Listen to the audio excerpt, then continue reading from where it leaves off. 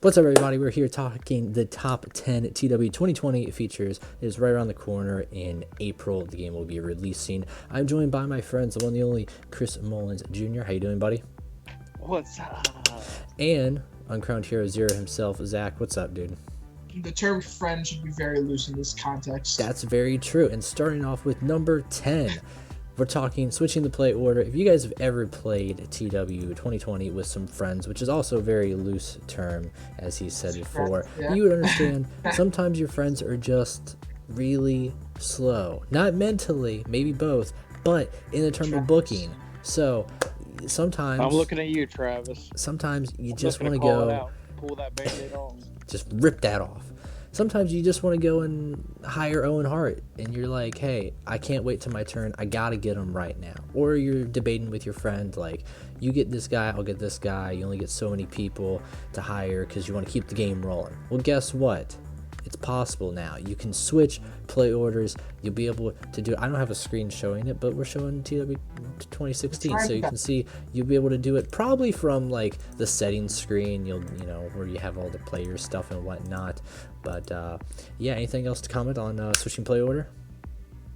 I think it'll really only benefit. I don't think it'll give us much of an A-tier benefit unless we're just trying to get rid of Travis. But I know there are a lot of groups that I see that are really going to benefit off of this. Yeah, if you got slow bookers or you just want to switch, it's going to be great. If you're single player, it's not going to have any difference at all. But yeah, it's not going to mean anything. Yeah, all right. It's neat for those who like the multiplayer games. On to number 9. All right, everybody, next up, we're talking stables. Yes. Yes, I'm big on this new edition. Chris is a big one on this one, and recently everybody's been getting into New Japan and factions and whatnot. I can't speak too much about it because I'm not a big stable guy. I'm big into tag teams, but I think it is still very important because you'll be able to... I grew up in an era of stables. There's not many currently today, but I grew up in the mid to late 90s. We had obviously NWO was a thing. We had all kinds of the corporation. We had the Ministry of Darkness. We had D-Generation X. I don't know if you say we wouldn't have like as many stables nowadays, because I mean, if you look in Japan, it's flourishing stables. I'm talking about mainstream. Like, let's be honest. Not many WWE, but AEW, like if it's kind of like. It's like micro stables, I think you would say. So you have like they're like the there's stable a lot of three-person stables. There's a lot of three-person stables. I like the breakdown of the stables, how you be able to have, your big dude in charge, then you have, the next up-and-comers, people who are going to lead the future, to support the people who are going to be the jobbers. I think that's really cool, so you have the breakdown of, like, who's doing what. It's not just major or minor members. It did get decreased from 20 people to 18, but unless you're NWO, I don't think you'll have 20 people. There was very few times where I was actually, and I'm someone who loves big stables. There was a very few times you could almost actually, even when I was booking 2001, when I was redoing the invasion, I could still almost get every single person from the alliance into a faction. You can also have different types of stables. Factions, brotherhood, cults, gangs, or alliance. So I'm all about aces and eights, so that's gonna contribute there. But that's gonna do it here for stables. Next up to number 8. All right, everybody, next up is number 8. We have the contract styles, which is pretty cool here. Before, you guys remember you had just written and pay-per-view and then exclusive pay-per-view if you wanted to screw over your friends for whatever reason. Now you have it more, so it can be an ongoing thing. It's not just gonna be like, hey, we wanted you for a one-off and that's it, or if you want a one-off, you can make it more like that. You can have a handshake deal, so you can make it more likely somebody will just walk out. Have an iron contract. If you really want to have fun with it, you can just do only handshake deals. Yeah, I think that'll be a lot of fun actually, if you just have a company where you just have handshake deals, like and then all of a sudden a handshake and a hot dog. A handshake, a beer, a hot dog, and a pizza. You know what? That's perfect for a local to global. That is, yeah. That makes it more interesting in that deal, I think, too. Not only with, the downside offers. So. On handshake deals, could you get sued on that, or could something could bad things happen off of handshake deals? Like if you were to not live up to a handshake deal. Probably not. It's saying that's more looser. So what I'm imagining is you'll be able to just like, Sammy Callahan didn't show up to work tonight, so it's like, well, he didn't have to. It was just a handshake deal. So maybe maybe not. And so like if you kick him off the roster because of a scandal or something, you wouldn't have to deal with potentially a lawsuit or nothing. So there's a big perk there. I like the contract stuff. I think that's a nice overhaul feature there. All right, everybody, next up is number 7. We have Veterans Matter, and I'm kind of 50-50 on this one right here. It is cool to see that veterans, as people age, they'll get more experience. Here, though, everyone will be able to eventually to get that experience of 100. You're not going to see as much of a decline. So maybe the age and their endurance will go down, so they can't wrestle as long, but to say that, for instance, Jimmy Valiant has 100 experience across the board, but he could have on a better match than, I don't know, Darby Allin right now. That could be a thing that might be like scratching your head if it plays out and it's not like balanced. So that's why I'm not 100% on this feature here. But it will be cool to see like passing down the experience from the roster so everyone can kind of like trickle down with their psychology stats and whatnot. What do you guys like takes on this one?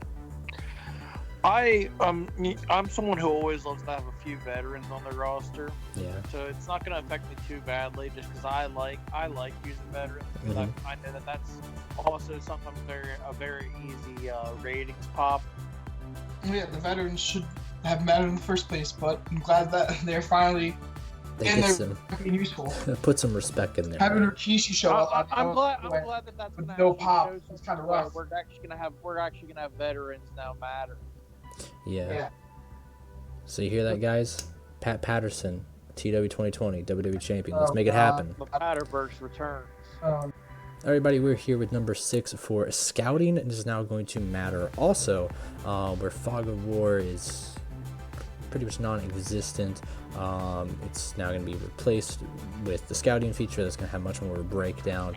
There's parts of this I like also, so it'll have like a range of a number, so it'll be like Rey Mysterio, his high flying is somewhere between the 80 and 100, but you don't get that exact number for a while until you have him completely scouted out. As someone who plays more like arcadey, I like to have that like defined number, but I guess like the pro mode feature here that I'm looking at, that'll be something where there'll be different play styles, different preferences of how you play the game. What do you guys' take on like scouting? I don't like this. Have you guys ever used scouting before? I've used it like in hardcore like local to global saves, but when we're all kind of playing around, which is mostly what we do with like multiplayer, I never turn it on. I always have it just Fog of War turned off and all that. So what about you, Zach? Thanks, Zach. Perfect input on this. Also hates it. Everybody, we're here with number 5. Worker promises. I like this one here, so you can promise someone you're gonna put them in a match with someone, either tag teaming or face off against them. It'll be, of course, a feature that I want to see how it really plays out in the game. If it'll when I was looking at this, I was thinking, does this also mean that workers can come to you, like you were just saying about, hey, I want the feud with this? Workers can come to you and say who they'd like to work with. Yeah, it's like I want to see if something like goofy will happen. For instance, like Roman Reigns is like, I want to work with Darren Young, and he's like, I want to put him over. So I'm like, no, Roman, you're not ruining my company. So I want to know like if it would be cases of like, so for instance, let's say CM Punk and Elijah Burke were best friends. They say they didn't hate each other in every save, and Punk is like, I'm gonna put him over. That makes it easier if you want to make a star out of Elijah Burke, but could he also like deny losing to him? So, but then in the course of promises, like, will that create like a loyalty a feature, because I know creating loyalty for like older wrestlers is really hard, you know, whereas if you're a young wrestler and you get signed a written deal, it's much more easier to get that brand loyalty, compared to like somebody who's much older who will never really be loyal. I wonder if that'll like happen there, and if this will add into like diminishing someone's loyalty if you start breaking promises and whatnot over time. So everybody, we're here number 4, more brands from 3 to 5. I like this a lot because if you guys have Raw, SmackDown, 205 Live, NXT UK, it still feels like even with WWE it's not going to be enough for some reason. But I like it because it's a breakdown of major, minors. You can have niches like the 205 Live division. And again, it goes back to what I used to do in the last in 2016. Mm-hmm. I used to always put NXT as the third brand because I'm like, you know what? I'd rather book my developmental, and then I just would make the developmental the WWE Performance Center. Which is funny that we're getting into that with like how we do the workaround, because we'll get to developmental in a few, of course. You guys know it's coming. But I like the draft here. I think like the shake-up ability and like just keeping things fresh. I like that. It's really cool. Hopefully the AI will actually use the draft in a smart way, because usually I see it'll be like, hey, we didn't have enough heels, so we made a guy heel and put him on a different roster. So hopefully it'll work better that way. I know it says something about like with tag teams trying to keep them together on the same brand, which would be nice. So we'll have to see how that all pans out. I think brands will definitely be one of the stronger features going into TEW 2020, though, without a doubt. Everybody, we're here at number 3, winding down. We got the Talk to the Worker feature. Now, if you guys have played WMMA 5, as Zach had played previously, he was telling me features about it, how you'd be able to retire a worker, reconsider a worker for retirement. And I think in the wrestling world, that's perfect. I mean, look, Shawn Michaels, you thought would never wrestle again, and here he was working in the Saudi show. So it's like, being able to do that is amazing, I think. Giving, a new breath of fresh air. So if you have like loyalty with somebody, getting them to stop doing drugs, get them in better shape, of course, or just get them a new role. It gives you more control over your roster. Yeah, and it makes it feel more of like the actual, like a simulation, you know what I mean? So you can like actually a GM mode. It makes you feel like a GM. Yeah, like you actually have a relationship with your wrestlers and say, hey, you know, as we were talking previously with making promises, this kind of ties into it, where it's if you're constantly ticking off one guy and you're breaking every promise, he's gonna dip, you know. Whereas if you have a handshake deal, you're always doing something, you want the best for this wrestler, even on a handshake deal, they might be like the most loyal person to you. So I think that's pretty cool. I don't know why you'd want to keep them on a handshake deal if they're loyal, but who knows. All right, everybody, number 2, live booking. I like this one a lot. So I think that's going to be very cool. One thing that has screwed me over before was the ability to I can't even remember it now. I'm put on the edge right now. It's when you're set with somebody who you wanted to win, and they had I think it's called an audible. They had to call an audible in the ring, and for some reason you got a different person winning the match, and it kind of like tears up your show, tears up your angles. It's only happened to me a few times. It's not very frequent, but I think this is where it'd be very important. Or if you see somebody who's doing way better in the show and you're like, okay, well, let's make the show all about this person. I think that's really cool. It even talks about before with audibles and injuries being a major factor. So if Daniel Bryan goes out there and gets a concussion or tears his hamstring or something, and you're like, well, shoot, let's switch up the show. I want to know how much of a penalty there will be, though, for booking like on the fly. It'll probably. I don't think it'll be much of a penalty, depending on how it goes. Yeah, I think it might have like a little debuff. Yeah. But hopefully it won't be too much. It'll be one of those things where maybe even with like a preference, you can kind of just turn off too, which I hope. Anything you guys want to add to that one?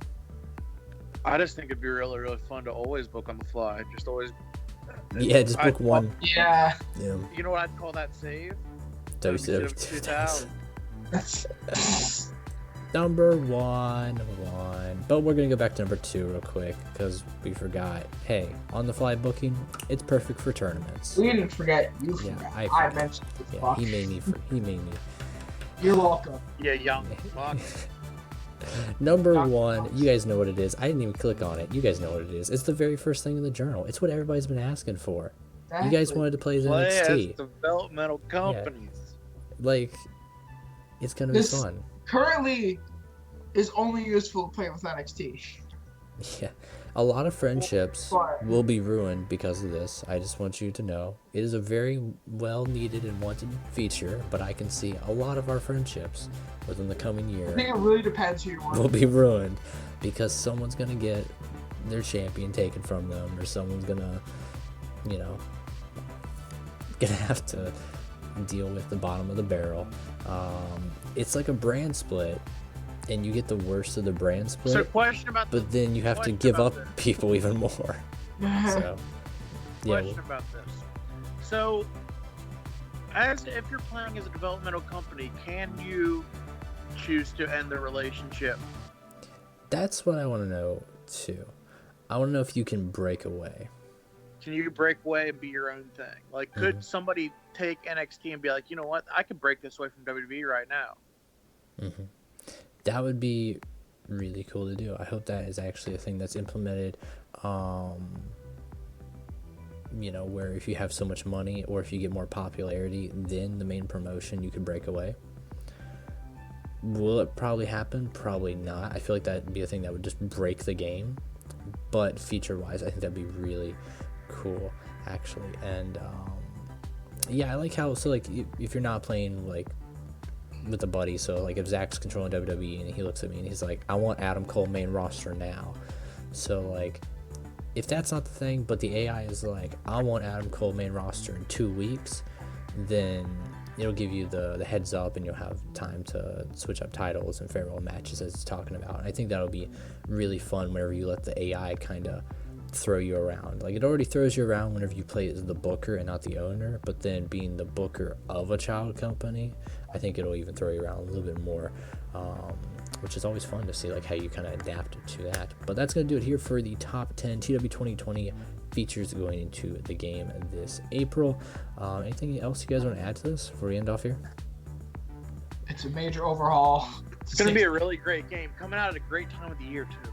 It's been a long 4 years. Yep, it's been a long 4 years. A lot of great features coming out, and can't wait to see what friendships are ruined because of this new booking save we'll jump into. All right, everybody.